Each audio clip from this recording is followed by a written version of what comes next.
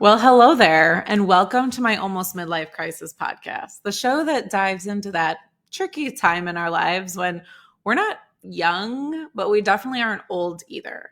I'm your host, Jennifer Villamil. Today marks the start of season 2 and the official beginning of my actual midlife crisis as I find myself at a bit of a pivot point. About a month ago, I was laid off from my job, and for the first time in my life, I have no idea what's next. Oh, and did I mention that I'm also pregnant and in my second trimester? Yeah, it's crazy times over here. So today's episode, we're going to be bringing you up to speed on how the hell we got to where we are today and where we're going from here. And so if you are new to this podcast, welcome. Happy to have you. Thanks for joining us. And if you have been a loyal listener from maybe episode 1 or all of season 1, then welcome back because I've missed you. It's been a couple weeks and obviously a lot has happened. So let's jump into it. So first of all, I would like to specify that I was laid off. Okay. I was laid off. I was not fired. I just want to make sure that that's clear. I have been fired twice in my life, though. Both were when I was trying to be into radio. I used to want to be like the next Howard Stern. I feel like that dates me. But one time I was actually fired on air. Yeah, live. While callers voted on my future. While I was crying because I was like 20 years old and I'm sitting there crying on air. And my boss was asking people if I should get fired. Which I'm assuming in this day and age would never be allowed to happen. And I'm sure there is some residual trauma that is definitely there from that experience that I haven't uncovered. But I would like to say that technically they voted for me to not get fired. But obviously that didn't happen. Anyway, looking back, I'm really thankful that I was fired from my radio DJ dream because radio is this dying medium and I would have probably switched careers anyway at this point. And yes, I realize how ironic that is considering now I'm the host of a podcast, which you're like, aren't those like the same things? But no, well, I don't think that they are. But I don't know, maybe they are. But radio's kind of dying, right? Like most people, a podcast is increasing, streaming is increasing, and radio is slowing down. So hopefully I'm on the right side of that. But since then, I've had a really successful career in advertising, and I have never, ever been fired. I have seen layoffs, unfortunately, but I was never on the receiving end until now, apparently. So I will say that being laid off feels a hell of a lot different than being fired because when you're fired, you know the reason more or less, right? Like in radio, I knew it was because I missed a shift one day because I was sick. Now, is that enough to humiliate me live on the airways? I mean, I personally don't think so, but at least I knew why I was getting fired. Because when I've fired employees in the past, it comes out of like a performance review or a probation period. And you've had conversations leading up to that. So it's not usually like this surprise. Like they kind of know what's coming when that conversation happens. But being laid off, well, that feels a hell of a lot different. It comes as a total surprise. You don't have to have done anything wrong. Or have any performance concerns. Like you aren't expecting the conversation and you immediately start to wonder why out of everyone you were chosen. And being on the other side, it's really hard to pick people as well, because if you don't, I mean, you usually look for bad performers first, but if you don't have any, then it's like, what are you judging it on? And it's like the smallest little thing that could do it. So if it's a choice between getting fired and at least knowing why or getting laid off and not being clear, I think I'd rather be fired actually. So what happened, you ask? Well, if you weren't with me in season 1, back in November, I became one of the millions of people that quit during the Great Resignation. And after taking a month or so off, I accepted this executive leadership position at a new ad agency. And I was really excited because the company had seen a lot of growth over the last couple of years. And I was I really thought that it was a great opportunity to help build a media practice according to my vision, like how I saw fit. And so I started early February, and then mid-April, I was part of this larger set of layoffs. So, I mean, to avoid a lawsuit, because I'm not trying to go to have any legal issues right now.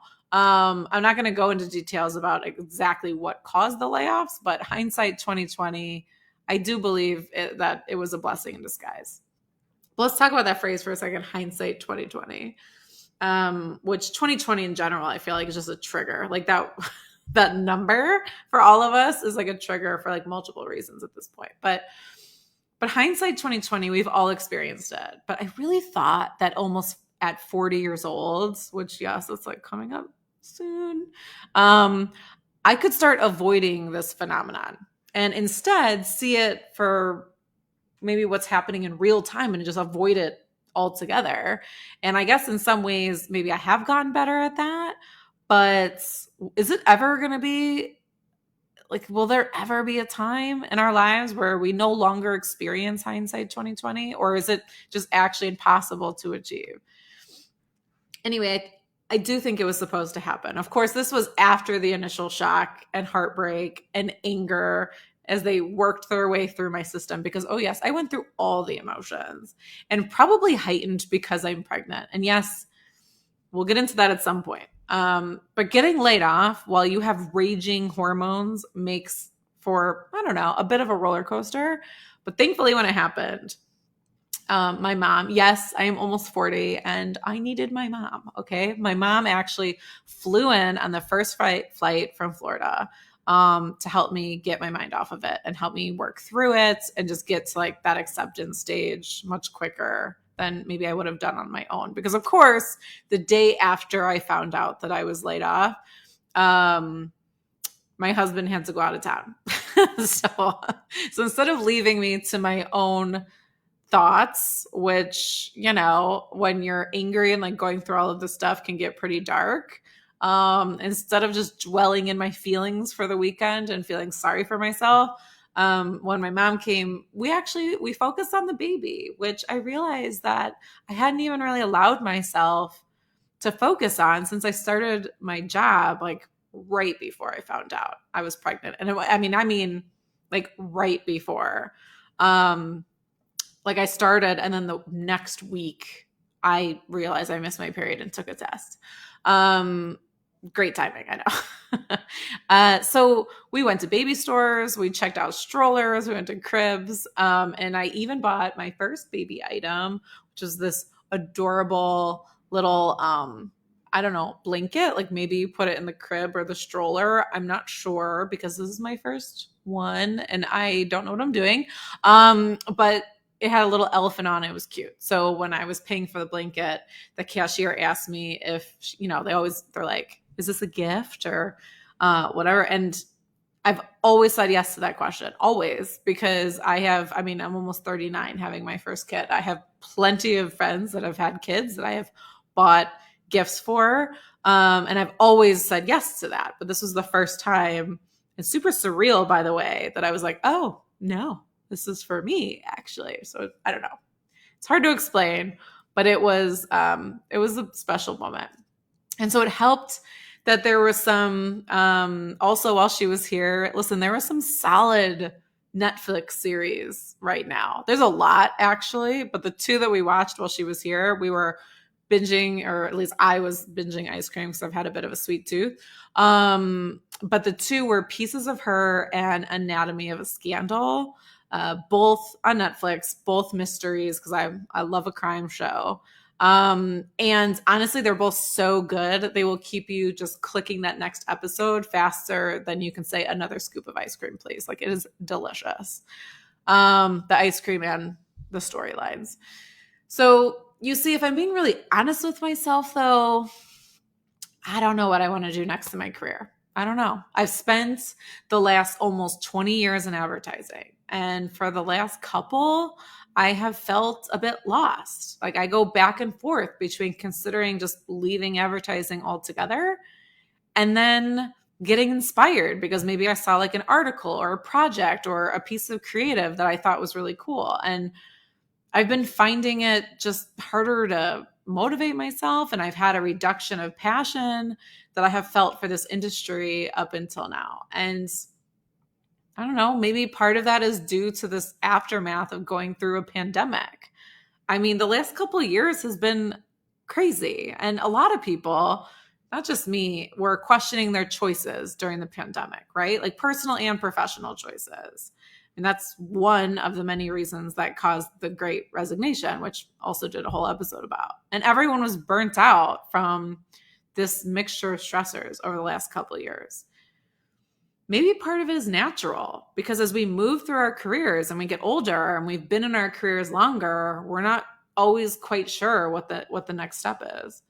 I'm not sure exactly why, but I had been looking for a change, and that's one of the reasons I resigned from my old position.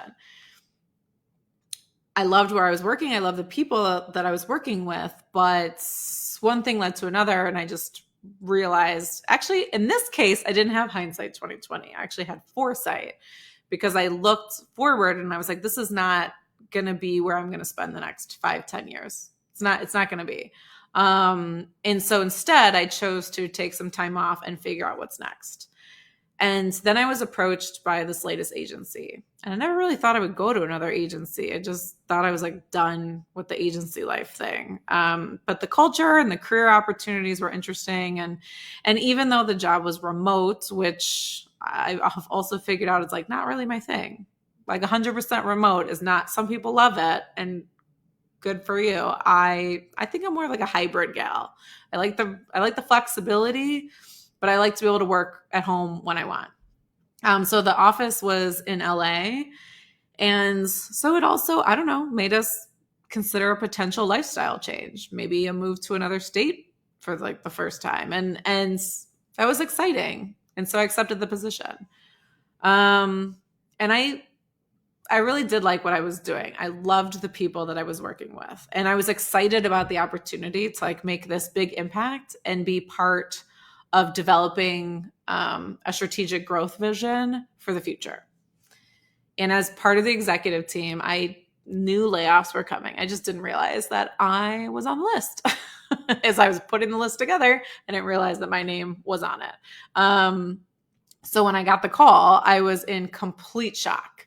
I honestly did not know how to react, especially because I came off of a call where I was talking to my colleagues and we were kind of supporting each other because we knew we had to lay people off the next day. And as hard as it is to be laid off, it's not as hard to be the one laying someone off, but it sucks. Like all around it sucks. So I had just come off that call and I started getting the approved talk track, which I was very familiar with because I knew what it was and I was expecting to give it the following day. So as I was hearing that talk track, I knew immediately what was happening. And it felt like every word I knew in the English language just like left my brain. Like I just couldn't say anything. And the second I left Zoom, it's like tidal wave of emotion hit me and I broke down. It was hard for me to even say the words I was laid off. I was heartbroken because I had started remote. I had only met a couple of my colleagues that lived in Chicago in person. And now I would never even get the chance to meet the rest of them. I wouldn't get the chance to implement the ideas that I had started to put together that I was excited about. The company was in a bit of a startup mode and they had seen this rapid growth, but they were missing like foundational stuff, right? Like structure and process to set them up for future growth. And my experience was perfect for this role. I had been so excited to dive in and make this lasting impact. And I truly believe that I had been set up for success because I had the skills needed to not just accomplish what I was hired to do, but to actually excel at it. And that's really the best place to be when you start a new gig, isn't it? Like you don't want to come in when things are great and you have to figure out how to make them better. Like you want to know that you have the opportunity to make these like small changes that are going to have a big impact and to be able to make that impact quickly. Like that's the dream. And I could see why they hired me. Like I could totally see it. And I was excited to be able to make a difference, but that wasn't going to happen now. I was hurt.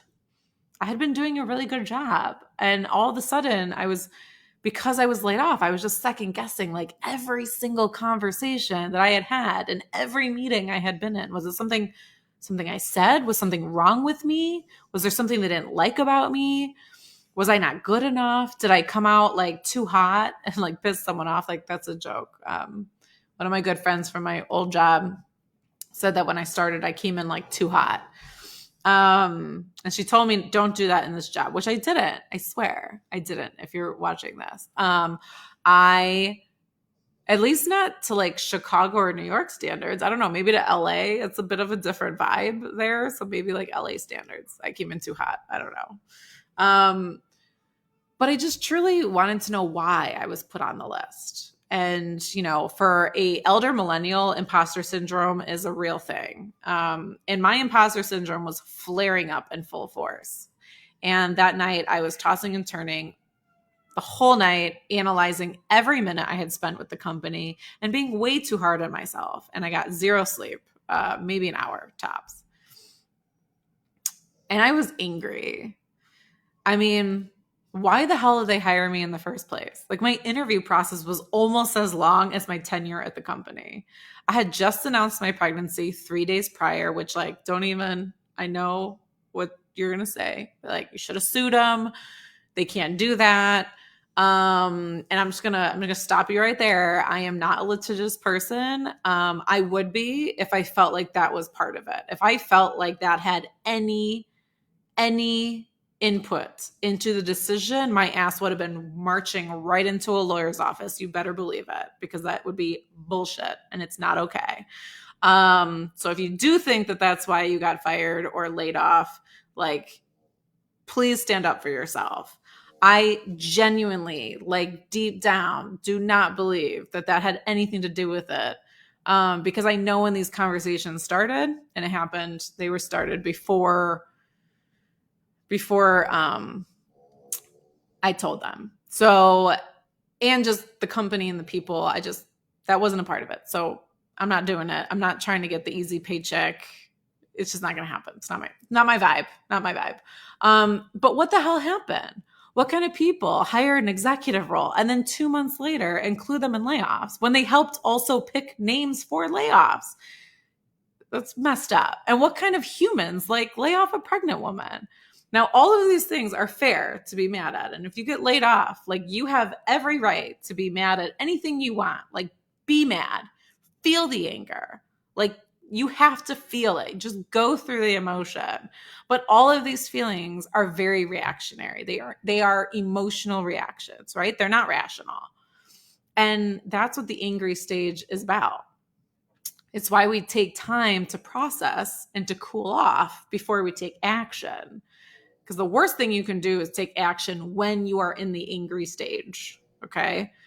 That's why for me, like I drive around in my car singing loudly to the song ABCDEFG by Gail, which is like a really annoying title to a song. But I'll tell you what, when that song came out, I was not a fan. Like it wasn't my jam. I'm in a healthy relationship, and like the last thing I want to do is hear some like teenager tell her ex-boyfriend to like fuck off. Like it just really wasn't my thing. So when it first came out, I just would like click next every time it came out or came on. But I will say this time around, it really spoke to me. Like those lyrics of like, fuck you and your mom and your sister and your broke ass job. Like they really like spoke to my heart that day. And so I listened to it multiple times, not the day I got laid off, but a couple of days after. Really just like let that sink in. And that was my jam during that time period. So I recommend it. But most of all, I was just scared. Like I was 13 weeks pregnant and now I don't have an income. I'm not going to sit here and feel sorry for myself though. Like I have savings, I have investments, and I have a very supportive and amazing husband that immediately made it clear that he didn't want me to rush into anything new. And he didn't want me to worry about money. He didn't want me to stress out. And there are plenty of folks that were laid off that week that don't have the support and they don't have the savings that I have. And I was really lucky in the grand scheme of things.